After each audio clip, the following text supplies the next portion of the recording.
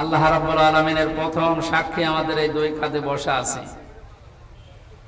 কোরআনে কারীম জানিয়েছে কিরামান কাতিবিনা ইয়ালামুনা মা তাফআলুন। কিরামান কাতিবিন আমরা অনেকে জানি এটা দুইজন ফেরেশতা নাকি? না, এটা সম্মানিত লেখক দল। দুইজন লেখক আমাদের সাথে আছে, ওনারা লিপিবদ্ধ করছে আপনার হায়াত পর্যন্ত যা হবে সব ওরা লিখে রাখবে। কিয়ামতের দিন 2 নাম্বার সাক্ষী ইকরা কিতাবাকা কাফা বিনাফসিকা লিয়াউমা আলাইকা হাসিবা। আল্লাহ এটা ধরিয়ে বলবে পড়ো। জান্নাতে যাবে না জাহান্নামে যাবে আজকে কাউকে জিজ্ঞাসা করা লাগবে না, তোমার হিসাবের জন্য তুমি নিজেই যথেষ্ট। 3 নাম্বার যে সাক্ষী, এই জমিনের উপরে আমরা যা করছি সিংগায় ফৎকার দেওয়ার সঙ্গে সঙ্গে জমিনের ভেতরে যা আছে ওয়া আখরাজাতিল আরদু আসকালাহা সব কিছু বোঝা আকারে বের করে দেবে। 4 নাম্বার সাক্ষী আমার শরীরের অঙ্গ প্রত্যঙ্গ।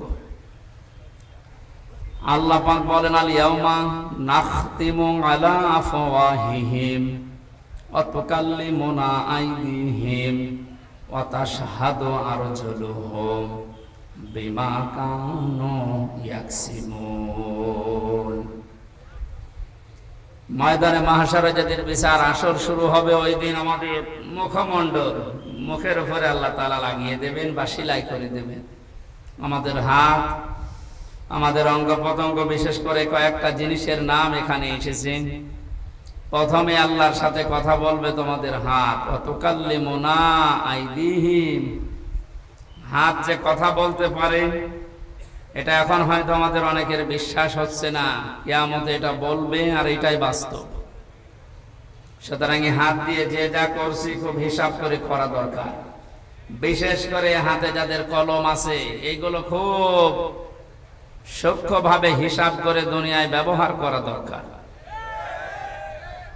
নুনুল কলামি ওয়া মা ইয়াসতুরুন।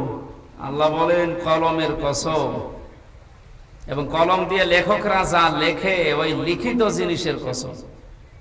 সুতরাং সাংবাদিক যারা আছেন, লেখক যারা আছেন, বিচারক যারা আছেন, কলম দিয়ে কিছু লেখার আগে আমার মনে হয় কমপক্ষে 10 বার ভাবা উচিত।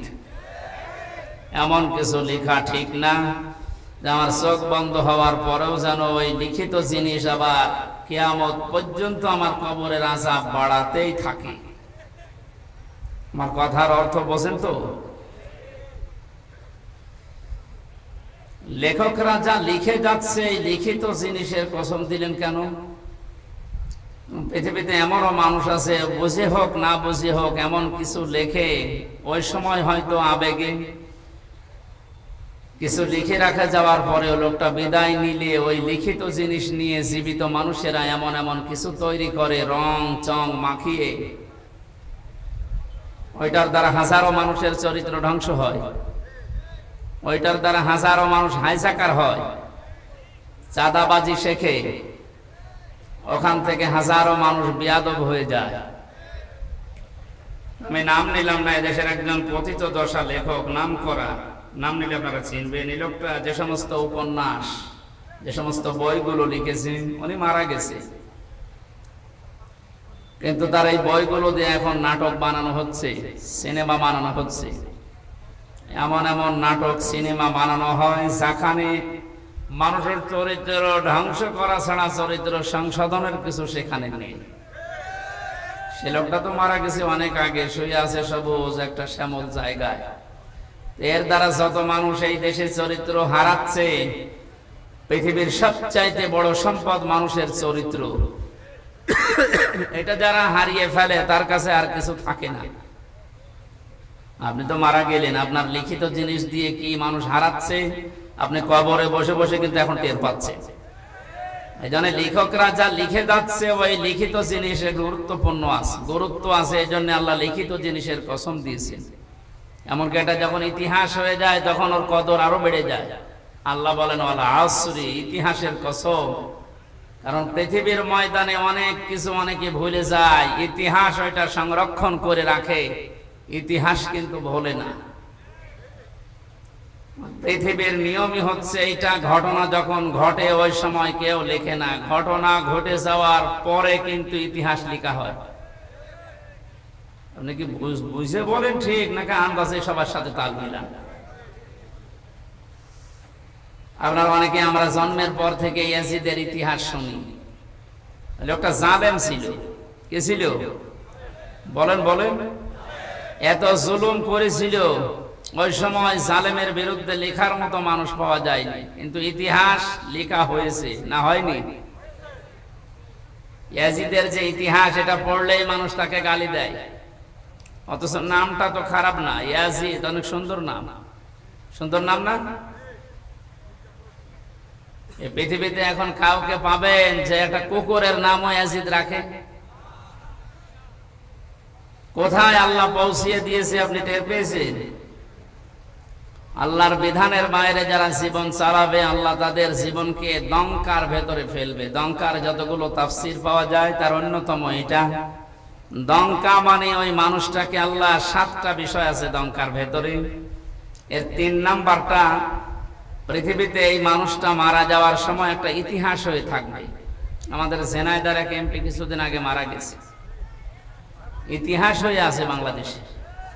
কত টুকরা করেছে তার লাশ, এমনকি শুনলাম যে বিলিন্ডার মেশিন দিয়ে পর্যন্ত বিলিন্ডার করে বিভিন্ন জায়গায় ছড়িয়ে দিয়েছে।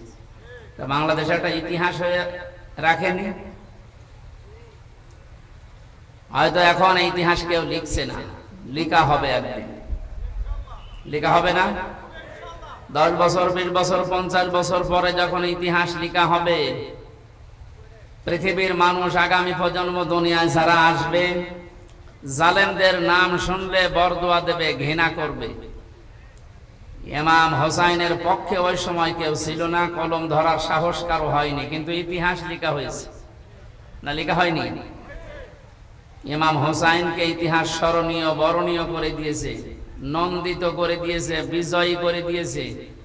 আর ইয়াজিদকে আল্লাহ নিন্দিত, ঘৃণিত, এই পৃথিবীর সবচাইতে নিকৃষ্ট মানুষের তালিকায় নাম তুলে দিয়েছে। এত সুন্দর নাম, এই লোকটাকে যদি এত নিচে নামিয়ে আল্লাহ দিতে পারেন, পৃথিবীর যারা জালেম, হয়তো সামনাসামনি আপনাদের কোনো কিছু বলার ক্ষমতা দুনিয়ায় কারো নেই, ইতিহাস কিন্তু লেখা হবে। নয়তো ওয়ালা আসরি, আসরের আগে আল্লাহ ওয়া দিতেন না। আল্লাহ কসম দিয়েছেন, ইতিহাসের কসম, এটা নীরব সাক্ষী।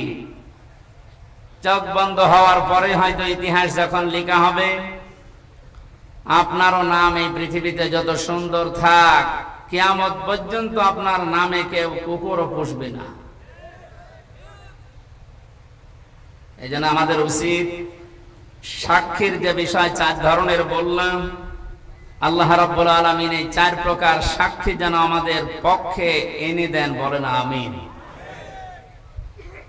কোরআনে কারীম শুনতে এসেছি আমরা, আল্লাহ পাক সূরা তাওবার 6 নম্বর আয়াতে মাঝের অংশে জানিয়েছেন, হাত্তা ইয়াসমাআ কালামাল্লাহি সুম্মা আবলিগহু মা'মানা, ইলা আখিরি আয়াত। হে নবী, ওরা যখন কোরআন শুনতে আসবে আপনাদেরকে, এই কাফের মুশরিকরা, তখন আপনি নিরাপদে তাদেরকে কোরআন শোনার ব্যবস্থা করে দেবেন। এই ঘোষণা কার? জবান খুলে বলেন তো, ঘোষণা কার? এতটুকু আল্লাহ শেষ করেননি, সুম্মা আবলিগহু মা'মানা, কোরআন শোনা হয়ে গেলে তাদেরকে নিরাপদে তাদের বাড়ি পর্যন্ত পৌঁছিয়ে দেবেন। আপনি কি বুঝলেন এই আল্লাহর বক্তব্য শোনার পর? কাফের মুশরিকরাও যদি কোরআন শুনতে চায়, তাদের শোনানোর ব্যবস্থা করার নির্দেশ দিলেন কে? অথচ 96% মুসলমান আমরা এই দেশে, আমরা নিরাপদে মুসলমান হয়ে আল্লাহর কালাম শুনবো, সে অবস্থাও এখন দিন দিন হারিয়ে যাচ্ছে। আমি নিচে নামলাম না, আপনারা হয়তো টের পেয়েছেন আমি কি বলতে চাই। কাফেরদের নিরাপদে, নিরাপত্তার সাথে কোরআন শোনার ব্যবস্থা করে দেওয়ার নির্দেশ যদি আল্লাহ দেয়, যে আমাদের নিরাপদে, নিরাপত্তার সাথে আল্লাহর কালাম শোনার অধিকার নেই? এই অধিকারগুলো বিভিন্ন কায়দায় যারা বন্ধ করতে চাচ্ছেন, আপনি পারবেন না। কারণ এটা তো আমির হামজার বক্তব্য না, এ বক্তব্য সরাসরি কার? ইন্না নাহনু নাযালনা যিকরা ওয়া ইন্না লাহু লাহাফিজুন। এই জিকিরে কোরআন আমি আল্লাহ নাযিল করেছি, এটা হেফাজত করার দায়িত্ব আমি আল্লাহ নিজে নিয়েছি। এই জন্য বুঝে হোক না বুঝে হোক বিভিন্ন জিনিস হাতে পেয়ে যারা কায়দা কৌশল করে এটা থেকে মানুষকে দূরে সরিয়ে রাখতে চাচ্ছেন, আপনার মিশন কখনো সফল হবে না ইনশাআল্লাহ। দরুদ আর সালাম পড়ছি আমাদের নবী মুহাম্মদ রাসূলুল্লাহ সাল্লাল্লাহু আলাইহি ওয়াসাল্লামের প্রতি, যার আনিত আদর্শ পেয়ে আমরা খুশি না বেজার? অবশ্যই আমরা খুশি। যে সূরার আয়াত পড়েছি সূরা তাওবার 119 নম্বর আয়াত, এই সূরার 129 নম্বর আয়াতে আল্লাহ রাব্বুল আলামিন বিশ্ব নবী মুহাম্মদ রাসূলুল্লাহ কিছু গুনাহ বলে দিয়েছেন। তিনি মুমিনদের উপরে রহম দিন। এই পৃথিবীতে আল্লাহর যে নামগুলো আছে, কয়েকটা নবীর নামের শেষে আল্লাহ তার নিজের নাম ব্যবহার করেছেন, তার ভেতরে আমাদের নবী মুহাম্মদ রাসূলুল্লাহ একজন। কয়েকদিন ধরে যে ইবাদতটা চলে গেল, নাম আমরা জানি কুরবানি, নাম কি চলে গেল না? উৎসাহ উদ্দীপনা নিয়ে সারা দেশে এই দিবসটা পালন করেছি আমরা, কিন্তু একটা মহান শিক্ষা দিতে এসেছিল। কুরবানির ইতিহাস আমি সেদিন এই লালমনিরহাট সদরে বলেছিলাম যে এই জায়গা থেকে এসেছি আর এই জায়গা থেকে শেষ হয়ে গেছে। এখানে 27টা শিক্ষা দিতে এসেছিল 1 বছর পর পরে কুরবানি। আল্লাহ রাব্বুল আলামিন তার নিজের যে নাম হালিম, যে নবীর নামের পরে দিয়েছেন ফাবাশশারনাহু বিগুলামিন হালিম। জাতির পিতা হযরত ইব্রাহিম নবী আলাইহিস সালাম আল্লাহর কাছে দোয়া করেছিলেন 80 অথবা 99 বছর বয়সে, রব্বি হাবলি মিনাস সালিহিন, হে আল্লাহ তুমি আমাকে একটা নেককার সন্তান দান করো। আলেম যারা আছেন তাদেরকে খেয়াল করার জন্য বলছি, এখানে 2টা শিক্ষা আছে। আমাদের জাতির পিতা হযরত ইব্রাহিম আলাইহিস সালাম আল্লাহর কাছে দোয়া করেছিলেন কয় বছর? 80 বছর। কয় বছর? অন্য বর্ণনায় আছে 99 বছর পর্যন্ত। বিবাহের পর থেকে 99 বছর পর্যন্ত উনি দোয়া করছেন রব্বি হাবলি মিনাস সালিহিন, হে আল্লাহ আমাকে একটা নেককার সন্তান দান করো। আল্লাহ রাব্বুল আলামিন 99 বছর পরে জবাব দিয়েছিলেন ফাবাশশারনাহু বিগুলামিন হালিম, হে ইব্রাহিম তোমাকে আমি একটা সন্তান দিয়েছি, শুধু সন্তান না, এটা গোলামিন হালিম, সহনশীল এবং ধৈর্যশীল। এটা ধৈর্যের পরীক্ষায় উত্তীর্ণ। আল্লাহ পাক বলেন গোলামিন হালিম। ইব্রাহিম নবী সঙ্গে সঙ্গে প্রশ্ন করেছিলেন, আল্লাহ আমাকে হালিম দিয়েছ, চাচা হালিম কি হালিম? এমন হালিম দিয়েছে সন্তানটাকে, আসলে কি হালিম? আমি এটা দেখতে চাই। 11 থেকে 13 বছরের ভেতরে আল্লাহ রাব্বুল আলামিন হযরত ইব্রাহিম নবীকে স্বপ্নে দেখিয়েছিলেন যে প্রিয় বস্তুকে কুরবানি করো। ফালাম্মা বালাগা মাআহু সাআয়া ক্বালা ইয়া বুনাইয়া ইন্নী আরা ফিল মানাম আন্নি আযবাহুকা ফানজুর মাযা তারা। সন্তানটা যখন নিজের সাথে চলাফেরা করতে শিখেছে, ছোট বয়সে এক মায়া থাকে। ছেলে আর মেয়ে যখন বাবার সাথে একটু চলাফেরা করা, তার হাতে পিঠে লাগা, একটু কাজে কামে সাহায্য করার বয়সে উপনীত হয়, আল্লাহ নিজে বলেন ওই সন্তানের প্রতি মার বাবার মহব্বত ভালোবাসা আরো বেড়ে যায়। জন্মের পরে আল্লাহ জবাই করার জন্য বললেন না কেন? কারণ তার থেকে কোনো সাহায্য সহযোগিতা এখনো পর্যন্ত ইব্রাহিম নবী পাননি। 11, 12 বছর 13 বছর বয়সে সন্তান যখন হাতে লাগার মতো, হুকুম করলে শোনে, এ কাজ করো, এটা নিয়ে আসো, যখন এই শোনার মতো বয়সে পরিণত হয়েছে, আল্লাহ রাব্বুল আলামিন তখন এই পরীক্ষাটা তার উপরে চাপিয়েছেন। ইব্রাহিম আলাইহিস সালামের ঘটনা বলা আমার উদ্দেশ্য না, কারণ এই 4-5 দিন আপনারা বহু এই কাহিনী শুনেছেন। এখান থেকে শিক্ষাটা আমি নিতে চাই। হযরত ইব্রাহিম নবীকে আল্লাহ যে হালিম দিলেন, গোলামিন হালিম, উনি ওটা পাওয়ার পরে প্রশ্ন করেছিলেন, আল্লাহ কি হালিম তুমি আমাকে দিয়েছো, আমি ওটা দেখতে চাই। এই জন্য স্বপ্নে দেখার পরে সন্তানটাকে তিনি জবাই করে ফেলতে পারতেন, করেন নাই। এটা মনিরের ভেতরে আছে তাফসীর। আমি জেলখানায় বসে বসে যে 11-12টা তাফসীর মিলিয়েছিলাম, তার ভেতরে এটা একটা তথ্য। উনি সন্তানটাকে ডাক দিয়ে বললেন, ক্বালা ইয়া আবাতি ফাআল মা তুমার, হে আমার কলিজার টুকরা সন্তান, আমি স্বপ্নে দেখলাম তোমাকে আমি জবাই করছি, এখন বলো তো তোমার রায় কি? প্রশ্ন আসতে পারে, হুকুমটা কার? জবান করেন না কেন? পালন করছে কে? সাধারণ মানুষ না, আল্লাহর খলিল, যিনি প্রতিটা পরীক্ষায় পাশ করার পরে উপাধি পেয়েছেন। বাংলাদেশের বিভিন্ন প্রান্তে যাবার পরে দেখি কারণ নামের আগে পরে লেখা দীনবন্ধু, দীপবন্ধু, বাকিটা নাই আয় বললাম।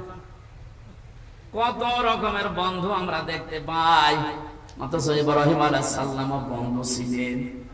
এটা এমনি এমনি তিনি পাননি। দিনাজপুরে একজন আছে, আমি নাম নিলাম না, মানবতার বন্ধু। ইব্রাহিম নবীকে আল্লাহ, আমি পুরা কোরআন পড়ে পেয়েছি, 50টা পরীক্ষা করেছিলেন। তার ঈমান সম্পর্কে 10টা, আমল সম্পর্কে 30টা, আর পুরা শরীরের ভেতরে 10টা। এই 50টা পরীক্ষা করার সর্বশেষ পরীক্ষায় তাকে বলেছিলেন খলিল। খলিল বলা হয় ওই বন্ধুকে যিনি আল্লাহর সন্তুষ্টির জন্য সব করতে পারেন। জোরে বলেন সুবহানাল্লাহ। হযরত ইব্রাহিম পরীক্ষা দিয়ে পাশ করে খলিল পেলেন। ডাক দিয়ে বলে, রব্বুল আলামিন, তুমি আমাকে গোলামিন হালিম দিয়েছো, তোমার নামটা আমার সন্তানের নামের সাথে লাগিয়েছো, দেখি কেমন হালিম দিলে। এই যে পরীক্ষা, এই কারণেই তিনি সন্তানকে জিজ্ঞাসা করেছিলেন। অথচ বাকি 49টা পরীক্ষা আপনি তাফসীর দেখেন, কোন পরীক্ষার আগে কাউকে জিজ্ঞাসা করা, প্রশ্ন করা, এমনকি যদি এই ছোট সন্তানকে মরুভূমিতে রেখে আসে, বারবার স্ত্রী হাজেরা রাদিয়াল্লাহু তাআলা আনহা প্রশ্ন করেছিলেন, স্বামী আমাকে রেখে যাচ্ছেন নবজাতক সহ, এটাকে আপনার নিজের ইচ্ছা না আল্লাহর ইচ্ছা? ওই সময় কিন্তু বলেননি তিনি যে আল্লাহর ইচ্ছা বা আমার ইচ্ছা, শুধু আকাশের দিকে আঙ্গুল তুলেছিলেন। এর আগে যত 49টা পরীক্ষায় কোনো দিন তিনি আল্লাহর কাছে, কোন মানুষের কাছে পারমিশন নেওয়া দূরের কথা, জিজ্ঞাসা করেননি। আল্লাহ বলেছেন আসলিম, তিনি বলেছেন আসলামতু লিরাব্বিল আলামিন। এই পরীক্ষাটা এসে তিনি জিজ্ঞাসা করলেন কেন? মুফাসসির বলেন, হযরত ইব্রাহিম মনে মনে ভাবছিলেন, আমি যে সন্তান চেয়েছি 1 বছর 2 বছর না, 99 বছর। নবীদের কাছ থেকে উম্মতের শিক্ষা নেওয়া দরকার। তিনি যেহেতু আমাদের জাতির পিতা, আমরা যারা তার সন্তান হিসাবে নিজেকে দাবি করি, অবশ্যই আমাদের উচিত সন্তান হলে কোন পীর সাহেবের কাছে, মরা পীর, জিন্দা পীর, কবরের কাছে না যাওয়া। তিনি যেতে 99 বছর পর্যন্ত দোয়া করেছিলেন, আর আমাদের 2-4 বছরেই মন ভেঙে যায়। সন্তানটা পাওয়ার পরে চিন্তা করছিলেন, আল্লাহ আমাকে হালিম দিয়েছে, আমি আসলে পরীক্ষা করে দেখি কেমন গোলামিন হালিম। বললেন, বাবা আমি স্বপ্নে দেখেছি তোমাকে জবাই করছি, এখন তোমার রায় বলো। ছোট মানুষ তো রায় একবারেই বলতে পারতেন, আপনি কি বাবা না কসাই? ছোটবেলায় রেগে এসেছিলেন, কোনোদিন খোঁজ খবর নিলেন না, 11 বছর বয়সে এখন এসে বলছেন যে তোমাকে জবাই করতে চাই, একটা কথা হলো? এমনকি অহংকার চলে আসবে নিজের ভেতরে, এমন কোন কথা মুখ দিয়ে বের করেননি। মাত্র 11 বছর বয়সে হযরত ইসমাইল নবী আলাইহিস সালাম যে কথা তিনি জবাব দিয়েছিলেন বাবাকে, কিয়ামত পর্যন্ত উম্মতি মুহাম্মদের জন্য আল্লাহ অনুকরণীয় করে রেখে দিয়েছেন।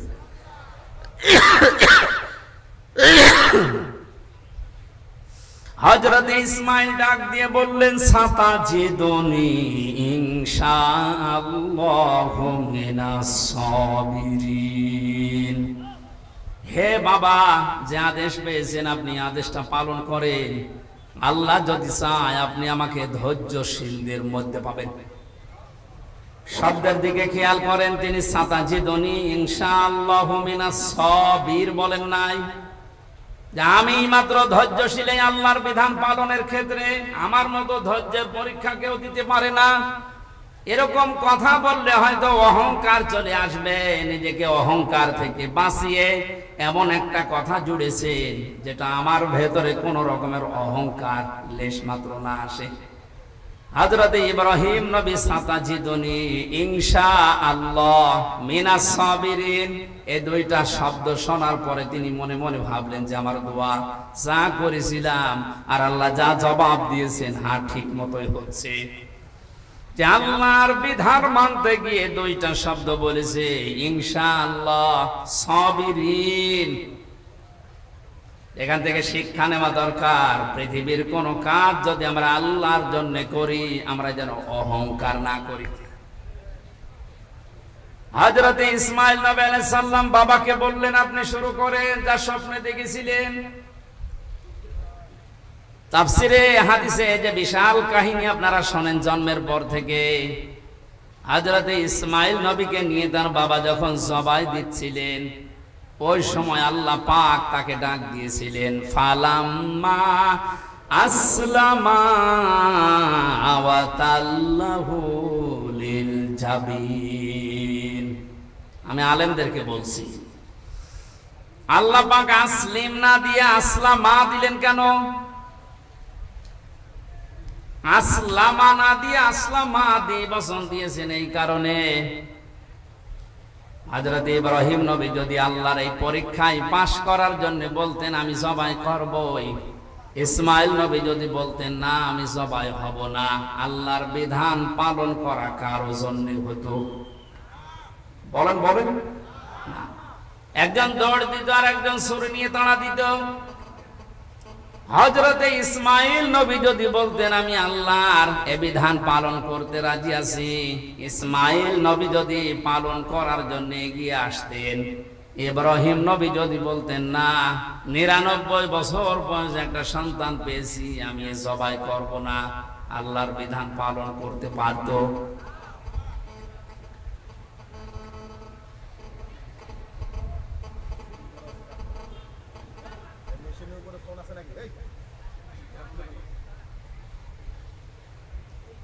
আপনারা শুনতেছেন? আমি এরপর ১ মিনিট পরে একটা প্রশ্ন করব, যদি বলতে না পারেন এখানে বসে থাকবেন। ফালাম্মা আসলামা দিয়ে বচন দিয়েছেন কেন?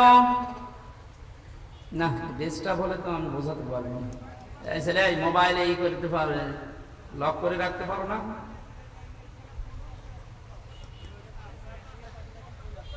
বসো।